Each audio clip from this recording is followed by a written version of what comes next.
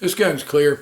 Everybody knows I'm kind of a cheapskate, and I went to a pawn shop here not too long ago and picked up a Series 70 1911 Colt Combat Government. It's a model I really wasn't familiar with. I didn't realize that it came with the rubber grips, a little bit different sights, but I love 1911s. Certainly not an expert. As you can see, that's got a pretty nice sight, quite a bit better than just the standard government model. Not quite up to the national match and things like that. The old gun's got a lot of scratches and everything on it. I mean, it's a shooter. I have no doubt that a guy bought this and used it. I'll do the same thing. Go ahead and lower that hammer for you there.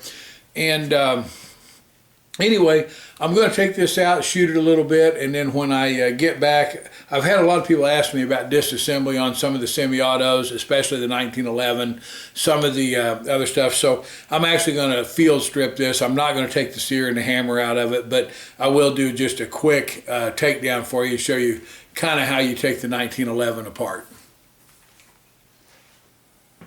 This is my 45 pawn shop find.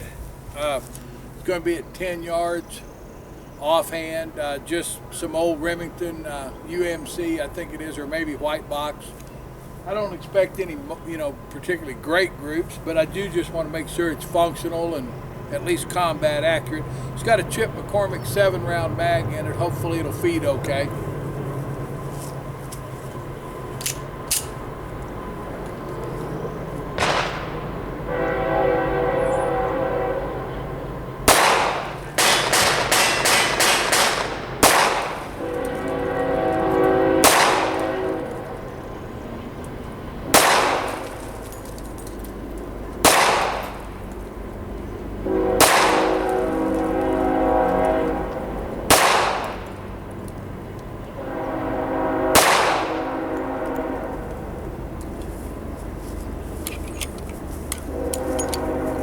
Gun's clear.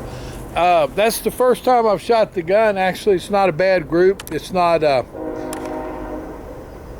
going to make any pro shooter jealous, but it's not bad. Get this homed in a little bit here, and I'll go down there and take a little closer look at it. I've got one that dipped a little low, but really it's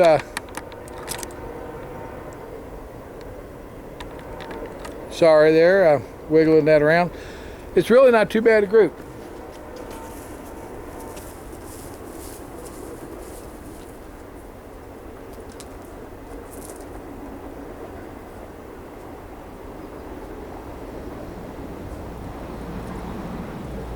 That's about 2 inches at 10 yards offhand, first time I've shot it. Trigger on it's typical of the older Colts. It's not great, it's not bad. I'm going to load it up and shoot it another time just to see if I can get a little better group out of it. That's actually a Chuck McCormick 8-rounder. Anyway, I'm going to try one more, run one more group through it now. It'll be the second time I've shot it and see if I can tighten it up just a little bit.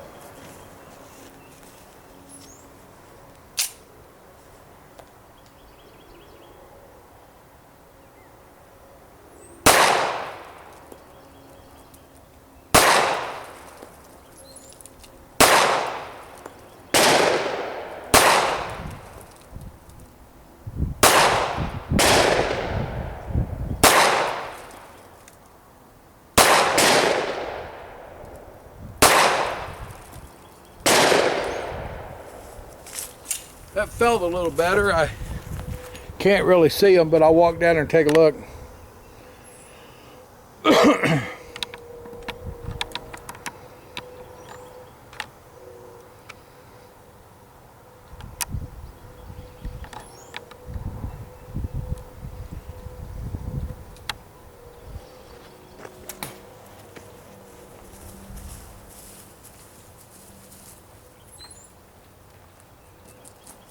Couple of pulls right out here, but the rest of them are probably an inch and a quarter, maybe an inch and a half. Really not too bad. There's not much doubt if I practice with this gun a little bit, I could shoot some really good groups with it. That's just not my actual thing. I'm not much of a competitive group shooter. I'm more into the self-defense aspect of it, but those were definitely all combat accurate. I'm back. Great gun, great shooter. I run quite a bit of hardball through it, and gun's clear. In addition to that, I run a little bit of hollow point ammo through it just to see if it functioned. It did. On the 1911s, I recommend if it's basically a stock gun like this, you either put a lot of hollow point through it before you count on it for self-defense, or you use hardball. The only reason is a lot of the early model 1911s weren't designed to feed the hollow points, especially those with the bigger opening in them. So anyway, this gun shot great. The more I shot it, the better I shot with it. The first couple of groups that were on film were just so-so. After that, it got a little bit better. I did several shootings today out there, so I didn't have a lot of camera battery to work with. I just have one battery. I'm going to get a newer camera, and when I do, I'll get a couple extra batteries so I can do a little bit more on film. But anyway, I'm going to move the camera over and show everybody just how to take this apart. Give me just a second here. I'm going to bounce you around for a minute. Okay. I've got the magazine in, everything's ready, just like we would go ahead and start disassembling this. Obviously, the first thing you want to do, remove the magazine and verify that the gun is empty. At that point, the only real tricky part in this entire firearm is the disassembly of the plunger right here. The barrel bushing on these turns to the right to remove, and to the left to remove the plunger. So you remember to go left, right, kind of like when you're starting out marching. Anyway, you push this down enough to get the plunger below the barrel bushing, and then turn the barrel bushing all the way to the left. That will allow the spring and plunger to come out. Once you do that, I always drop this down just a little bit to take some pressure off the barrel bushing, since when it's all the way out, it's locked at its tightest. Swing that around to the right instead of the left, and this barrel bushing will literally just come right out in your hands. It has some little tabs on it. Has to be turned to the right to come loose from that. Then you will find on your slide there are two notches in the slide. The one closest to the front sight is for your slide stop, so that on the last round it locks open, or if you have an empty gun and want to rack it back, it'll lock open. The one just before that, closer to the rear sight, is matched to the slide stop itself. You line that up so that the groove is exactly lined up with the round top of the slide stop, and the slide stop will just push right out. When you do that, then at that point you can simply remove the upper part of the firearm, the slide and the barrel, and the I don't even remember what they call this. I don't remember what they call this little deal here. It's not a plunger. Anyway, it's part of the recoil spring, and it's a recoil rod, I believe, is what they would call it. I know that's what they call it in the full length one, and I think it's what they call it in that. But at that point, you will have your barrel, which you'll be able to just take out from the front. There's a pivoting barrel link right here, and that pin will push out. So you want to make sure that you don't push it out and drop it somewhere. But this pivots. The top of the barrel is grooved so that it actually locks to the slide during the initial high pressure part of the firing. At this point, you can clean about anything you want. The firing pin's not that hard to remove. You depress that. There's a plate right there that slides off. You can remove that too. Normally, if I'm using a good spray cleaner, I don't even pull that firing pin out on every cleaning. I usually do it every I don't know, every 4 or 5 or something. But these guns do get dirty. As you can see in the oil, there's a pretty good amount of dirt. You can remove the grips. That'll allow you a little bit more access in there. The lower part of the gun is a little trickier to take apart and remove the hammer and the sear spring and everything. There's lots of videos on it. You don't need to do it to field strip and clean. At this point, if the gun's really dirty, I'll buy some like O'Reilly degreaser, you know, it's an O'Reilly Automotive product, or there are some gun scrubber spray products and stuff. You spray those, the black will just run off like crazy, and then you can re-lubricate it. To reassemble it, you just reverse the process. Unlike most of your modern double action 9mm and stuff, the barrel doesn't drop in from the front, or I mean from the, it doesn't go in from the back and go forward. You put it in from the front with the barrel link folded over, and you'll actually feel it drop right into place when those lock into place. Then the recoil rod, which has a cutout that matches the barrel, goes in with the cutout down against the barrel. And at that point, you want to make sure that your little link right there is loose and somewhat where you want it. I mean, it's a pain if you have to jiggle it around too much once you put the gun together.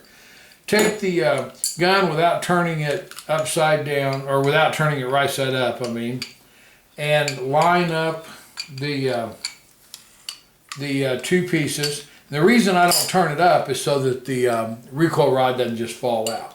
But then at that point, the slide will come back. Now this is another that's a little bit tricky. Your barrel link in there that has a hole in it needs to be lined up, with this hole right here. You'll be able to see right through it. At that point, you put your slide stop back in and line up the top of your slide, the little domed cutout, the one closest to the rear sight, and then press just kind of guide your slide stop in. I'm going to have to bring this down where I can see it a little bit. And once it's lined up, it'll just pop right in. I try not to do it. A lot of guys kind of turn it in, and that puts a big scratch here. Now on this old gun, it wouldn't really matter. It's got so many battle scratches on it anyway, but that'll put quite a groove in there if you twist it in like a key. So I try to just jiggle it until it comes through. You can even push on this little spring tension pin right here if you need to. But once you get that in, you go back to your barrel bushing, drop it in with the bushing facing over to the right, and when you get it lined up in the right spot, it'll just drop right in to the slide. You move it over to the left, which keeps it will not pull out now, but it gives you lots of room. You drop the spring back in, and a lot of these springs are directional. This one is too. I noticed when it come out awful easy. This has a smaller end and a bigger end, and actually the smaller end should go down in there now and should kind of snap on to that recoil rod. Once you get that down in there, just turn your barrel bushing back until that snaps into place. The spring tension on that plunger holds that in place, and the gun's up and ready to function. I have shown this before. I'm sure there's a lot of people with differing opinions about whether this is a good idea or a bad idea, but if you put a pencil in there and pull the trigger, if everything's together, the firing pin will hit the eraser and knock it out. Some people will say that's silly, some people say it's not, but it tells me that everything is pretty much back in place. It's just something that I do. I don't think it hurts anything. I'm an old man. I have a lot of weird habits. But anyhow, that's my pawn shop find. I picked that up, like I say, what I think was a good price. It had a Chip McCormick 8-round shooting star mag in it. I just left it in it. It seems to work fine with it. That's definitely not the original magazine. It's stainless steel, and like I said, I don't think Chip McCormick was selling 8-round shooting stars in 1970, but he might have been. But anyway, thanks a lot. I hope you enjoyed the video. Check out my holsters at fightingear.com, and I look forward to your comments.